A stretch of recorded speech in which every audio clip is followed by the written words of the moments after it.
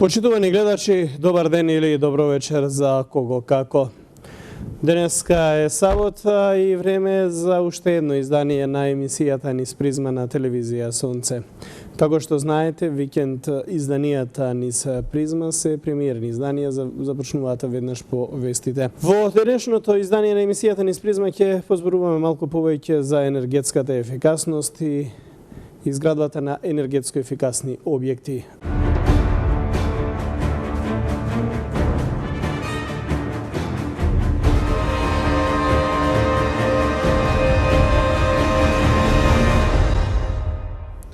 Повторно сме назад во студиото. Јас да не должам многу, само да напоменам дека Македонија мора да ги следи европските теркови и европските текови.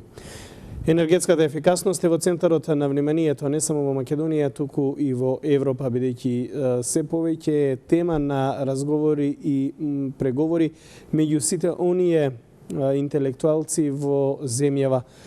Енергетската ефикасност значи заштеда на пари и заштеда на енергија. Но јас да не должам многу, имаме експерт во денешното издание на емисијата низ призма, Габриела Крстевска, директор во компанијата Цивкон.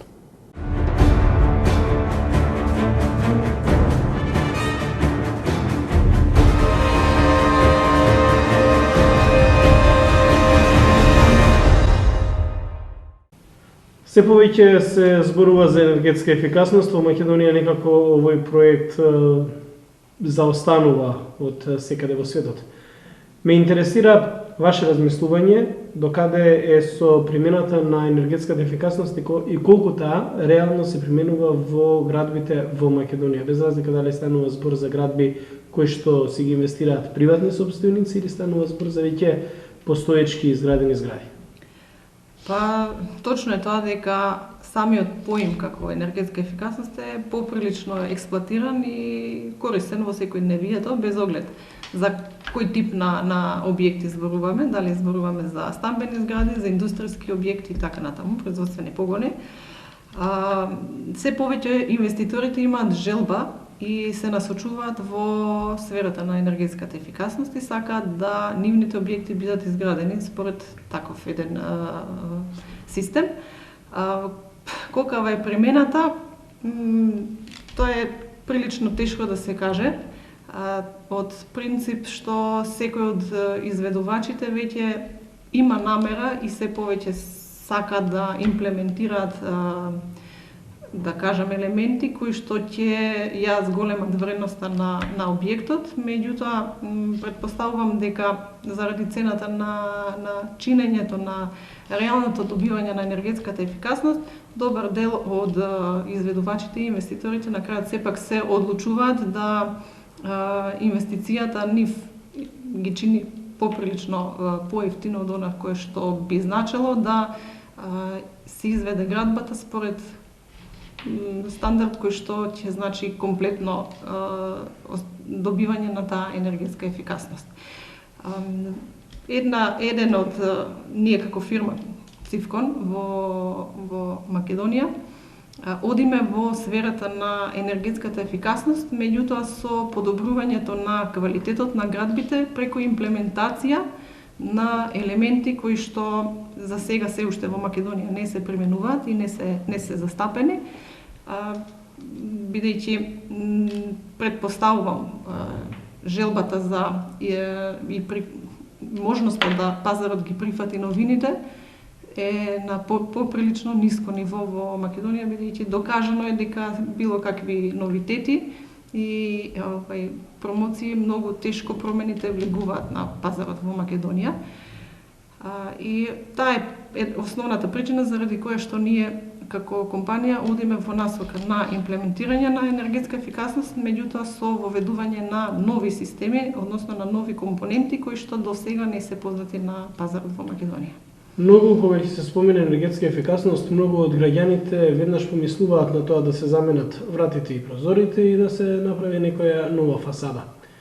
Дали реално се постигнува енергетската ефикасност и за колку таа се подобрува со менување на вратите, прозорите и потоа фасадата, иако знаеме дека и многу од граѓаните се одлучуваат за поевтини прозори кои што се нудат како енергетско ефикасни? Од искуството на оние кои што направиле некаква, да кажам, реконструкција на фасадата, направиле промена на прозорците и вратите, во однос на она кое што претходно го имале, им се покажало како солидна инвестиција, добра, исплатлива инвестиција, во прв момент, бидејќи едноставно ја чувствуваат таа некаква мала разлика која што може да се појави во делот на потрошувачката на енергија за грејење и ладење од она што претходно го имале пред замената на прозорците. Проблемот во промената на фасадата и на прозорот е тоа што честопати знае да биде направена несоодветно, односно дебелината на самата фасада да не биде соодветно пресметана според она што би било добро да се вгради на тој објект за да навистина ја добие енергетската ефикасност која е потребна. Тоа е првиот момент во делот на фасадата. Кога зборуваме за прозорците, дефинитивно квалитетот и нивото на прозорци кои што може да се најдат на пазарот во Македонија варира многу и за жал тоа е често пати грешка и на самите инвеститори заради мала инвестиција плюс, значи зборувам за навистина мали проценти или мала сума на пари, често пати знаат да се одлучат за поевтината варијанта во моментот на извадба, која што подоцна во делот на експлоатација, за жал, сепак многу повеќе ги чини заради недоволната изолација која што тие прозорци им ја нудат. Че веќе кога се прави реконструкција на фасада, кога се прави промена на прозорци, неопходно тие најнапред да бидат монтирани на соодветен начин. Тоа е сепак знаење кое што не секој го применува и не секој го има во Македонија. Можам да се пофалам да кажам дека како компанија го имаме тоа знаење и знаеме кој е системот на монтажа на прозорците за да тие бидат навистина енергетско ефикасни, да не дозволуваат пропуст на енергијата од внатре кон надвор на оние да кажам проблематични места каде што е спојот помеѓу зидот и самата фасадна столарија. Така да често пати самите инвеститори со желбата да нешто малку заштедат во прозорците знаат да ја направат грешката која што подоцна ќе ги чини многу, а од друга страна пак не може да се вратат назад затоа што прозорци сепак не можат да се сменат, да се менуваат секоја година. Или пак, кога зборуваме за промена на прозорци, да се направи само промена на прозорци. Тоа што треба повторно пак да се реагира и на фасадата, да се реконструира, тоа се големи зафати. Многумина од македонците знаат да бидат сами своји мајстори. Многу пати се консултираат со некакви експерти, па потоа на своја рака преземаат одредени мерки и така натаму. Дали има правило која треба да биде дебелината на фасадата, например, кога се работи за еден енергетски ефикасен објект и дали можеби мислењето дека ако се стави во случај повеќе бетон, песок и така натаму би се добила поголема изолација или бетонот не игра улога во изолацијата на еден објект, туку делуваат некои други материјали за кои што ние сме слушнале, ама дали знаеме реално да ги искористиме да ги направиме? За жал, првата констатација дека биди сам свој мајстор во Македонија е поприлично застапена. Често пати знаеме да слушнеме коментари од лица кои што се стручни за одредена проблематика, меѓутоа секако не ги искористуваме нивните знаења и се она што може да ни го дадат како совети преку нивно ангажирање, туку сметаме дека со самиот коментар кој што како приватни лица сме го направиле со одредено стручно лице, можеме да го примениме и самите. Или пак со некој пријател кој што е стручен за одредена фаза во градбата, таа е една од грешките кои што често пати исто така може да се случи.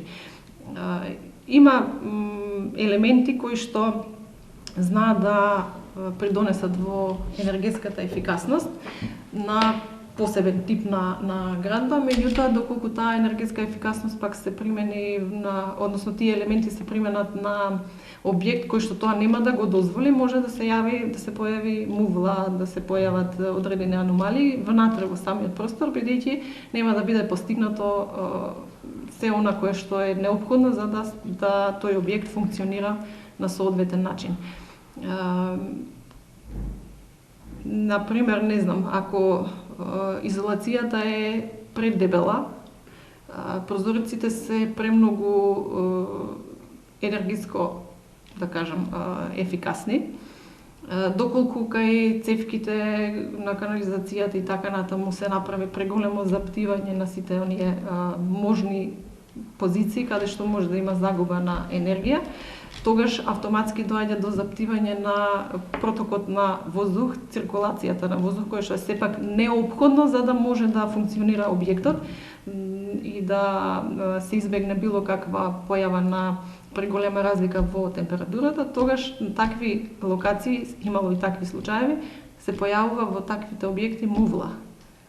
Од причина што воздухот едноставно е стопиран, блокиран со преддебелата изолација или преголемата изолација, а при тоа не е предвидено и не е планирано да се воведе систем за вентилација кој што воедно и ќе го врти воздухот, односно ќе овозможи таа циркулација која што е неопходна за да се избегнат таквите аномалии.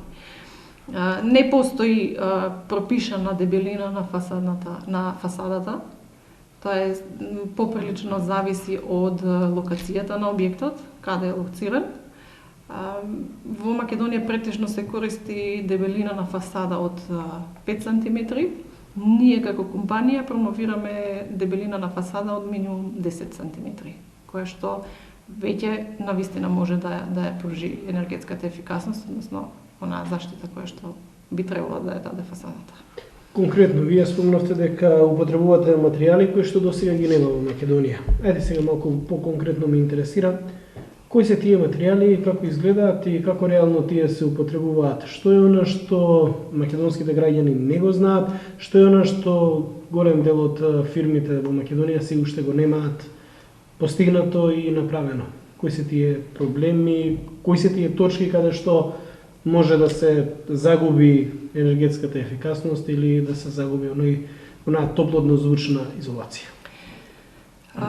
Е дел од елементите, значи голем е сегментот на компоненти кои што може да се применат во една градба за да се добие енергетска ефикасност. Дел од тие компоненти ние како компанија ги носиме во Македонија, односно ги имплементираме на нашите објекти, оние кои што ние ги градиме и ние ги инвестираме. Тоа се конкретно елементи, например, за прекин на термички мостови.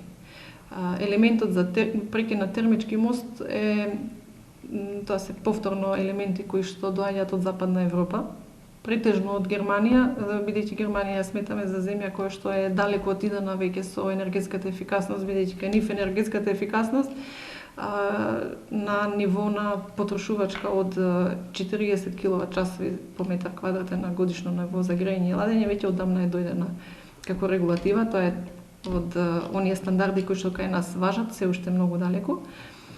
И од таа причина, едноставно, елементите кои што таму се применуваат е неопходно да почнеме ние во Македонија да ги имплементираме и затоа и дојдовме до идеја да ги најнапред да ги вградиме прво на објектите кои што ние ги изведуваме, кај што ги инвестираме. Значи, елементите за термичките мостови се вградуваат, за прекин на термичките мостови се вградуваат кај оние позиции кои што каде што може да влијаат различни бетонски плочи од надвор, да влијаат на бетонската плоча која што влегува внатре во објектот.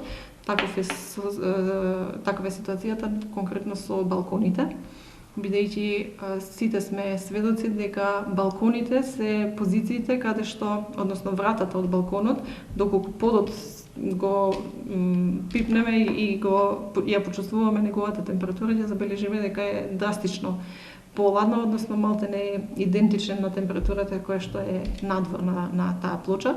Така да во зимскиот период најголемиот проблем се јавува токму на тие позиции каде што се спојува балконот со плочата која што е дел од станот. Со овие елементи кои што ги имплементираме ние се прекинува таа можност за било какво пренесување на температурата од надвор кон внатре, па и летно време губење на ладниот свежиот воздух кон надвор. Тоа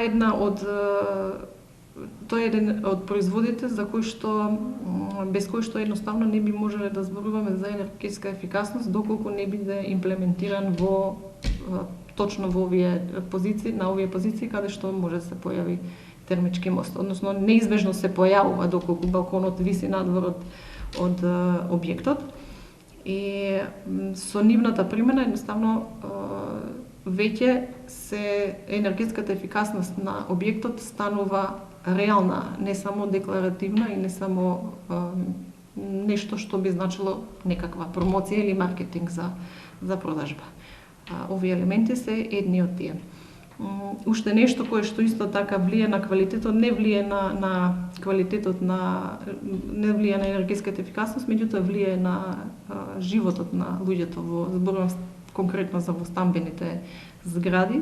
Тоа се елементи кои што прават прекин на бучавата, односно не овозможуваат пренос на удар од штикли или од некој предмет при качувањето по скали или удар со топка на деца кога играат, во зидовите често знаат да удират. Тие елементи се вградуваат кај скалите и прават едноставно прекин на преносот на бучавата од тој заеднички простор кон становите внатре. Тоа е уште еден елемент кој што исто така го пременуваме во нашите објекти. И само уште еден ќе напоменам сега во моментот. Иако кажав дека е многу широк спектарот на компоненти кои што може да се применат за да се зголеми енергетската ефикасност, тоа е изолацијата во кровот, која што онаа изолација која што ние применуваме е повторно германски производ и е производ кој што е со многу ниска, односно висока термичка изолација, односно не дозволува влијание на надворешните фактори кон внатрешноста на објектот, бидејќи кровот знае често пати исто така да биде слаба точка во објектот. Ме интересира кога станува збор за стамбените згради. Кога ќе се изолира однадвор, многу пати се појавуваат проблеми внатре во самата стамбена зграда. Граѓаните во желба да купат поевтини станови, но да тие да бидат енергетски ефикасни објекти, многу пати се соочуваат со проблем зидовите помеѓу становите да бидат така речи од картон или зидовите кои што од соба до соба се одвојуваат. Тие ги прават на најверојатно други начини. Што би им тука препорачале на граѓаните? Дали да реално ја гледаат поевтината цена на станот или да се обидат да најдат добро изолирани станови, звучни и термички за поквалитетен живот? Што би се исплатило на подолг рок?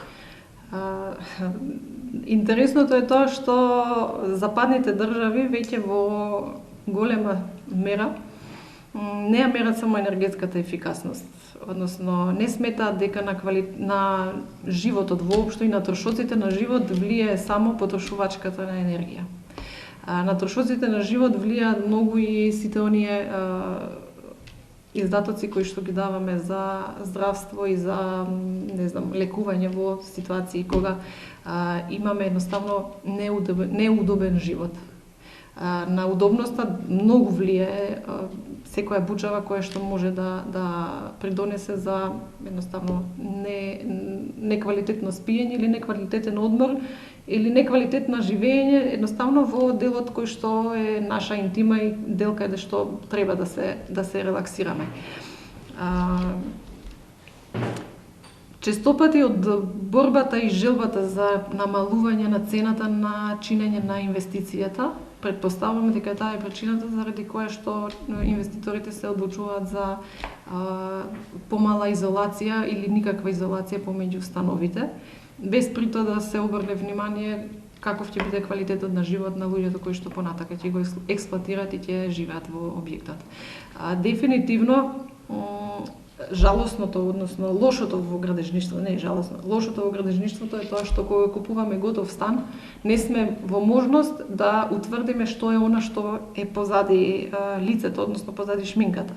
Ние го гледаме, ги гледаме плочките какви се, гледаме оградата на балконот каква е, гледаме каков е паркетот, меѓутоа не можеме да процениме и не знаеме каква е изолацијата, какви се зидарските работи, каква е изолацијата во подот, во кошулиците, а тоа е нешто кое што е најзначајното нешто во квалитетот на живење. Шминката е нешто кое што може да се менува на 5 години, ако не ни се допадне купатилото, можеме да си дозволиме да го изреновираме. Меѓутоа не можеме да си дозволиме и немаме начин како да ја поправиме конструкцијата, односно како да ја поправиме изгледот тоест квалитетот на конструкцијата на зградата. И тука што би им препорачале на гледачите? Дали по секоја цена треба да се оди на купување нови ефтини станови или пак можеби да се размисли за купување на евентуално поскап стамбен објект или пак можеби изградба на сопствен дом за живење кој што тука некаде би било со цената? Секако дека изградба на сопствен дом, посебно за оние кои што се навикнати во куќа да живеат, е најубавата работа. Меѓутоа, не секој пак е навикнат да живее во куќа. Има луѓе кои што сакаат да живеат во стан. Кај куќите најчесто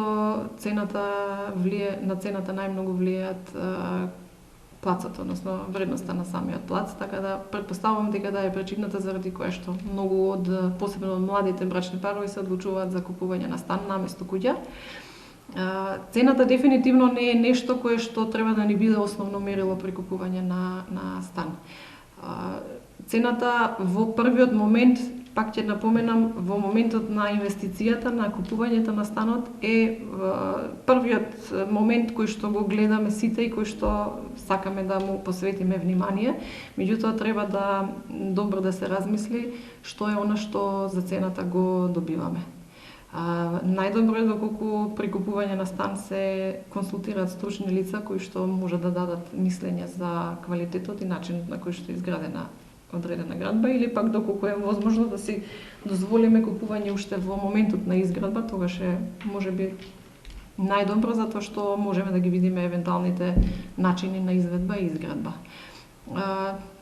Да искористам прилика во оваа насока, да кажам дека како фирма која што изведува и гради објекти, во моментов сме во фаза на промовирање на отпочнување со градба на објект кој што ќе се гради во Скопје и кој што ќе биде изграден со примената на сите овие претходни елементи и компоненти кои што ги напоменав, значи најнапред од подебела изолација, односно изолација од минимум 10 сантиметри на фасадата, па понатака до примената на елементите за прекин на термичките мостови, фасадна столарија која што ќе биде направена од повторно германски профил, увезен од таму конкретно само за овој објект наменски, и кој што профил е изолиран уште во самиот профил постои изолација која што ќе допринесе за реална енергетска ефикасност на тој објект. Во Македонија се споменуваат енергетско ефикасните објекти, се споменува изборот пасивна куќа. Ова што веќе го напомнавте, најверојатно едној проект за кој што имаше најава дека е во план да се изгради, многу пати се споменуваше објект кој што треба да биде енергетски ефикасен од една страна, од друга страна да покаже и начин на живење на така наречена пасивна куќа. Каде би се наоѓал тој објект ме интересира кои се предностите од живење во еден таков објект. Објектот, односно локацијата е во центарот на Скопје, односно поточно во населба Капиштец. Самата градба ќе биде изградена на приземје, односно приземје 4 ката и подкровје. 4 ката и приземјето ќе бидат изградени според овој систем што го кажав, висока енергетска ефикасност со потврдена вредност од максимална потрошувачка на енергија. Значи секој од оној кој што ќе се одлучи да живее во таков еден стан ќе добие потврда за максимална потрошувачка на енергија за струја во текот на една година. Зборувам за грејење и ладење. Таа е најголемата потрошувачка на струја. Другото е секогаш зависно од она што внатре во самиот стан имаме како потрошувачи. Самиот последен кат на зградата ќе биде изграден по системот, односно по стандардот пасивна куќа, кој што ќе биде токму затоа наменет да купувачите можат да видат што значи живењето, односно кои се придобивките од живењето во една пасивна куќа. Покрај тоа што пасивната куќа е енергетско ефикасна, значи таа е првично, да кажам, најударната и најважната компонента, односно најважниот сегмент од пасивната куќа, бидејќи се бројува во А++ категорија на енергетско ефикасни објекти. Меѓутоа, тоа е само еден од сегментите кој што е важен. Втората, може би уште поважна работа кај пасивните куќи е системот на вентилација, односно комфорната вентилација која што овозможува воздухот во простор да биде променет на секои 3 часа. Она што го споменав на почетокот, дека постои можност, доколку не се направи соодветен баланс помеѓу компонентите кои што се вградени во одреден објект и она што крајно се добива, ако не биде искомбинирано соодветно со систем за вентилација, може да се појави мувла. Кај пасивните куќи, можноста за појава на мувла е речиси идентично на нула, од причина што кажам, воздухот во просторот се менува на секои 3 часа, без прито да имате потреба да го отварате прозорот или вратите за да дојде до циркулација на воздух. Тоа е од една страна, од друга страна прозорците се така монтирани и така поставени да не дозволуваат размена на неквалитетен воздух од надвор кон внатре. Знаете како викаат? Викаат дека еден објект мора да диши. Мора да има да циркулира воздухот внатре. Пасивната куќа е затворена во една обвивка. Од кровот па се до долу до темелите или до подната плоча. Меѓутоа, пасивната куќа од друга страна пак овозможува дишење на објектот преку системот на вентилација, при што воздухот кој што влегува во пасивната куќа е прочистен од полен, значи за оние кои што се склони на алергија е многу подобна куќа, од честички, од прав, од било какви негативни влијани кои што може да влијаат едноставно на квалитетот на живење. Таа е уште една од компонентите и фасадната столарија е споменав. Изедначената температура исто така многу важна кај пасивните куќи, бидејќи температурата е малтене идентична на ѕидовите кои што се, например, кон внатре во објектот и оние кои што се фасадни и се на надворешната страна на објектот, токму заради дебелата изолација и добрата изолација која што е поставена. Во Македонија, пасивната куќа е релативно нов објект. Имавме нов вид на градба. Имавме можност да видиме тоа како изгледа во Бугарија пред нешто повеќе од месец дена, па ме интересира дали во Македонија постои интерес за изградба на вакви куќи и колку македонските граѓани се запознаени со поимот пасивна куќа. Дали се случува некој реално да се обрати за изградба на еден ваков објект? Пред половина час или еден час само што испратив клиенти кои што дојдоа кај нас со намера токму да и со интерес за изведба на пасивна куќа и интересот се повеќе расте. Свесноста на луѓето за неопходноста за примена на вакви стандарди или пак стандарди кои што ќе бидат барем приближени до пасивната куќа се повеќе расте и тоа ми е драго. Постои уште голема непознаница за постоењето воопшто на ваков тип на градби, меѓутоа одиме во добра насока. Кажав, промените во Македонија се многу тешки, меѓутоа доаѓаат. Се овозможува, си доаѓа момент и време кога им доаѓа денот и на пасивните куќи. Изведбата на пасивна куќа сертифицирана првата, односно изведбата на катот во зградата која што ќе изведуваме во Скопје, по стандардот пасивна куќа е токму еден од начините да на македонскиот народ му го представиме бенефитот од овој стандард. Одиме во добра насока и мислам дека така и ќе продолжи. Повторно ме интересира сега кон самата држава. Колку таа е заинтересирана за реално да помогне на секторот градежништво или поточно на граѓаните кога сакаат да инвестираат во подобар живот, односно во изградба на енергетски ефикасни објекти, па еве сега и пасивни куќи. Знаеме дека Македонија е потписник на 20-20-20, бидејќи станува кандидат за членство во Европската унија. До 2020 година комплетно за 20% треба да биде намалена потрошувачката на енергија, намалена емисија на штетни гасови и зголемување на еколошката свест. Ме интересира дали државата дали вие како компании имате контакти со државата, дали тие реално можат да одвојат некои финансиски средства кои што би им ги давале на граѓаните за некаков бенефит од градбата на вакви енергетски ефикасни објекти. Знаеме дека се доделуваат финансии за сончеви колектори, но очигледно само за тоа. Имаше некаков обид во една од општините во центар за намалување на комуналиите за оние кои што ќе се одлучат за градење по системот на енергетска ефикасност.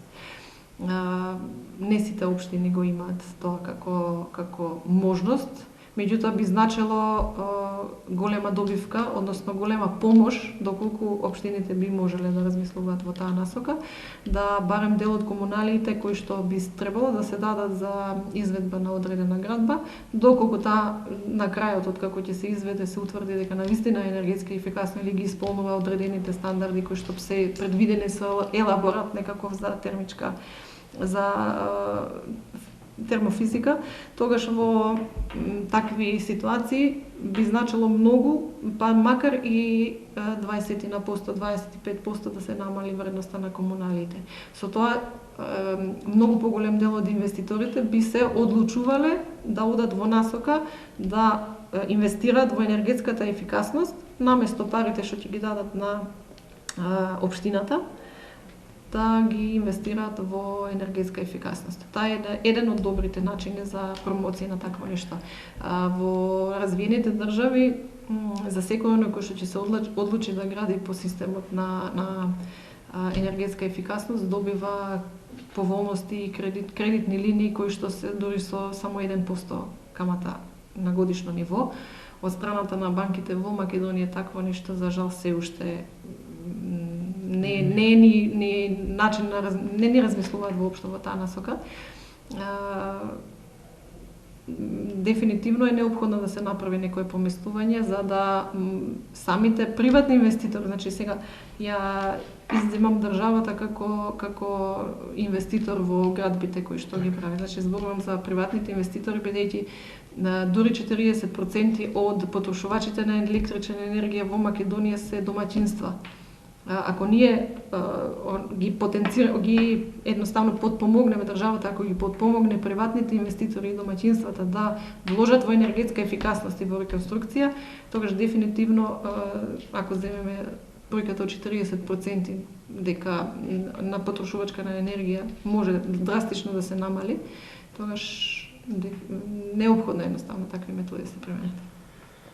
Ме интересира, често патувате во странство, како го има тоа решено, например, на Германија, бидејќи таму ги земате овие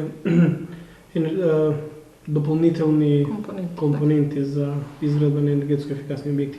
Како германската држава се грижи за своите граѓани и како тоа го има можеби Европската унија имплементирано кога станува збор за енергетски ефикасни објекти, бидејќи ако не се лажам за година до 2 треба да има самит на кој што треба да се усвои 40-40-40, односно до 2040 година се тоа да биде дупло намалено. Во Германија приватните инвеститори кои што се одлучуваат да инвестираат во една вака енергетска ефикасна градба, посебно во пасивната, напоменав, добиваат кредити со само 1% годишна камата. Тоа е многу далеко и различно од се она кое што ние овде го добиваме. Понатака добиваат, например, субвенции од државата доколку имплементира некакви системи кои што ќе значат самостојно производство на енергија или намалена потрошувачка на енергија. Добиваат субвенции по зависно од квадратен метар колку би била потрошувачката, например, на струја за загревање на тој простор кога би одело на струја, нели? И за штедите кои што преку имплементација на систем на екопелети, например, добиваат субвенции од државата на секоја година бесконечно, значи не е тоа ограничено дека само 1, 2, 3 или 5 години ќе ги добиват тие субвенции. Затоа се одлучуваат за инвестиција повеќе во моментот на инвестирање, затоа што државата од друга страна ги мотивира, односно им дава зелено светло да инвестираат во такви системи кои што понатака ќе значи прво бенефит за државата заради помалата емисија на стакленички гасови, нели, и воопшто за целата планета, а од друга страна пак ќе значи и бенефити за самите корисници заради помалите трошоци за струја и енергија кои што ќе ги даваат. Јас тука некаде ќе ви заблагодарам за разговорот, некаде 27-8 минути, 30 на минути од прилика разговараме. Ми беше чест што одвоивте дел од вашето драгоценно време за да можеме малку да им појасниме на гледачите на телевизија Сонце што значи зборот енергетски ефикасен објект или пасивна куќа. Благодарам. Фала за посетата.